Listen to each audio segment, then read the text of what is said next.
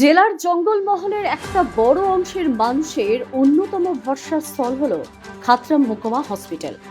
কিন্তু এই হসপিটালে পর্যাপ্ত বেড না থাকায় সদ্যোজাত সন্তানকে নিয়ে মেঝেতেই ঠাঁই হয়েছে অনেক মায়ের। এই শীতের দিনগুলিতে শুধু প্রসূতি বিভাগ নয়, অন্যান্য বিভাগেও একই ছবি বলে ভুক্তভোগীদের দাবি।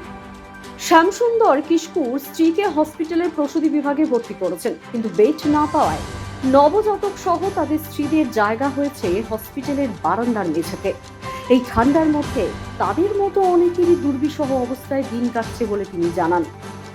হিরবাধের চাপাসল গ্রামের সুমিত্রা বাবু তিনি বলেন, আমার মেয়ে প্রসূতি বিভাগে ভর্তি ছিল, 3 দিন পর অবশেষে বেড মিলেছে।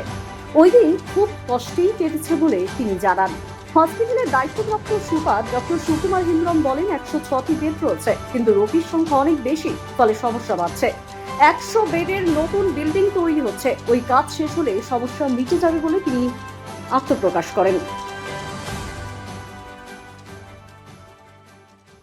আমার মেয়েকে কি হয়েছে মেয়ের ছেলে হয়েছে, কবে হয়েছে? কালকে হয়েছে রাত্রে, এই রাত্রে গেল রাত্রে। তো মাটিতে শুয়ে আছেন? মাটির সিয়ে বললো যে আজ এখন বেড নেই, এখন থাকো, সকালে ছুটি হবে, দিয়ে তখন বেটে যাবে। তাহলে অসুবিধা কতটা হচ্ছে? অসুবিধা কতটা হবে, এই বাচ্চা ছেলে নিয়ে ঠান্ডায় তো অসুবিধা, তোমরা তো বুঝতে পারছো, আপনারা কি বুঝতে পারছো না যে ঠান্ডাতে কিরকম অবস্থা, এখনকার গ্রীষ্মকাল কি বলবো। কি চাইছেন এখন? এখন কি চাইবো, এখন বলবো যে বেডটা যে চাইছি, এই বাচ্চাকে শুয়াতে হবে তো, রাখতে হবে তো তখন। দিদি, কাকে ভর্তি করেছেন? আমার মেয়েকে ভর্তি করেছি। কেমন আছে মেয়ে এখন? মেয়ে এখন ভালো আছে। কি ডেলিভারি ছিল? হ্যাঁ। বেড পেয়েছিলেন? না, বেড ফেড পাইনি, আমরা ভুঁইয়েছিলাম। দিয়ে কবে বেড পেলেন? কালকে সকালে 3 দিন ভুঁইয়ে আছি, বেড নাই। কতটা অসুবিধা হচ্ছিল মাটিতে? অসুবিধা হবে না, ডেলিভারি মানুষ বসবে, এখন দাঁড়াবে, কষ্ট হবে না ডেলিভারি মানুষের। ঠিক। আর এই ঠান্ডাটা তো খুব কষ্ট। হ্যাঁ, ঠান্ডাও কষ্ট। কত পেশেন্ট আছে এরকম বাইরে মাটিতে? মাটিতে আছে তা 40-50 জন, বরং বেশি, 100 জনের উপর আছে। অসুবিধা হচ্ছে? অসুবিধা হচ্ছে।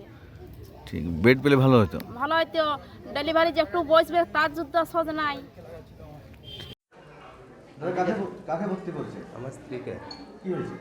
ও ডেলিভারি পেশেন্ট তো। বেড পেয়েছেন এখানে? না, বেড পাই। কবে ভর্তি করেছে? শুক্রবার। কতটা অসুবিধা হচ্ছে এই বেড? অসুবিধায় ঠান্ডায় তো অসুবিধা হবে, এত ঠান্ডা। তারপরে ধরো তোমার প্রত্যেক রুগী এসে ওখানে 2টো রুম আছে মনে হচ্ছে, ওদের যায়নি তো, ওদের মনে হয় 2টো রুম আছে ওখানে ভর্তি। তো এখানে মাটিতে তো সানে তো একটু ঠান্ডায় প্রবলেম হবে কি।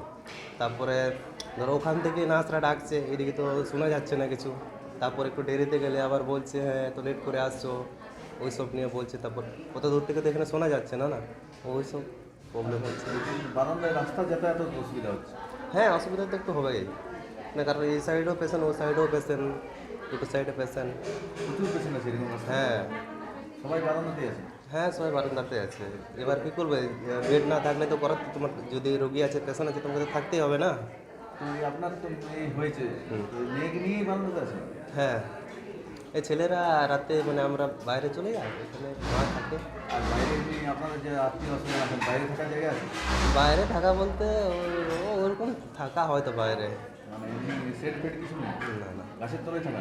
আর গাছের তলায়, তারপর ওখানে ওই আউটডোর যাবার দিকে ওখানে রাস্তা করা আছে, তো ওটা নিচে থাকা হয়। মানে এমনি থাকার কোনো জায়গাও নেই? থাকার জায়গা বলতে ওখানে সবাই থাকছে, তো তা জিজ্ঞেস করি আমরা ওখানে থাকি। সদ্যোজাত শিশু এবং তার মা বেগনাতে হসপিটালের মেঝেতে শুয়ে রয়েছে এই কনকনে ঠান্ডায়, কি বলবেন? না, প্রথমত আমাদের যে হসপিটালের যে বেড ক্যাপাসিটি, আমরা হচ্ছে 106 বেডের হসপিটাল, যার ফলে আমাদের বেড সংখ্যাটা কম। আর বেড সংখ্যার তুলনায় পেশেন্ট কিন্তু তার দ্বিগুণের থেকেও বেশি আসে, যার ফলে সবাইকে বেড দিতে পারি না। তার ফলস্বরূপ এরকমই হয়, সবাই নিচে, ম্যাক্সিমাম নিচে পড়ে থাকেন। প্রস্তুতির কতগুলো বেড আছে? আমাদের 25 থেকে 30টার মতো থাকে। ডেলি কত প্রস্তুতি পেশেন্ট থাকে? আরও মোটামুটি দ্বিগুণের থাকে, বেশি থাকে, তাই তো মোটামুটি 60-70টা থাকে, 60-70টা থাকে। মেঝেতেই পড়ে থাকে সবাই? না, ম্যাক্সিমাম বেডে থাকে, কিছু থাকে নিচে থাকে। আর এই কনকনে ঠান্ডাতে এবারে তো শিশুর একটা না, কিছু করার নেই, কিন্তু আমাদের নতুন একটা বেড বিল্ডিং হয়েছে, 100 বেডের বিল্ডিং হয়েছে, সেটাতে প্ল্যান করা আছে যে গ্রাউন্ড ফ্লোরে আমাদের এক সাইডে আছে আবার বাচ্চাদের বিভাগ আছে। তো বাচ্চাদের বিভাগটাকেও আমরা ওই পাশে নিয়ে চলে যাবো। 100 বেড যেটা হচ্ছে নতুন বিল্ডিং, আর তখন গ্রাউন্ড ফ্লোরটা পুরোটাই প্রসূতি বিভাগ হয়ে যাবে। তখন আশা করি তখন আর নিচে কেউ থাকবে না। একদিকে আপনার প্রসূতি বিভাগে বেড না পেয়ে মেঝেতে শুচ্ছে সদ্যজাত শিশু এবং তার মা, অন্যদিকে প্রসূতি বিভাগে নার্সিং স্টাফদের অমানবিক ব্যবহার অভিযোগ করছে প্রসূতিকারীরা, কি বলবেন? না, অমানবিক হওয়ার কথা নয়। সাধারণত ওদের যা কাজের লোড, প্রথমত আমাদের নার্সিং স্টাফ অনেক কম আছে। হয়তো একজনই হয়তো দুই দিকে সামলাচ্ছেন, কিংবা দুজন আছেন, একজন ওই দিকে দেখছেন, অ্যান্টিনেটাল পোস্টনেটাল দেখছেন, একজন লেবার রুম সামলাচ্ছেন। যার ফলে ওদের অবস্থাটা মাঝে মধ্যে পেশেন্টের লোডের চাপে হয়তো মাথাটা মানে একটু ডিস্টার্বও হয় কাজের চাপে। তবে আমি দেখছি যদি কোনো কমপ্লেন হয়ে থাকে আমি খোঁজখবর নিয়ে দেখছি, মনে হয় না যে সেরকম কিছু হবে আর কি। প্রসূতি ওয়ার্ডের যে বেডের সমস্যা, নতুন বিল্ডিং তৈরি হলে সমস্যার সমাধান হয়ে যাবে নাকি? আশা করছি হবে। তবে আশা করার মধ্যে মানে যা অবস্থা, আমরা মোটামুটি আমরা 8টা ব্লক নিয়ে মনে হয় এই খাতড়া এসডি হসপিটালটা আছে। কিন্তু আমাদের মধ্যে তার মধ্যে বেড সংখ্যা তো খুবই কম। মোট 100 বেড, 106 বেড ছিল, আর নতুন বিল্ডিং হচ্ছে 100 বেড, মানে 206। আমার মনে হয় সেই সংখ্যাটাও খুব কম। আমার মনে হয় আরও 100-200 বেডের একটা নতুন বিল্ডিং আবার হলে মনে হয় সমস্যাটার সম্পূর্ণ সমাধান হবে আর কি। দ্য সহজ পাঠ, সহজ কথা, সঠিক তথ্য।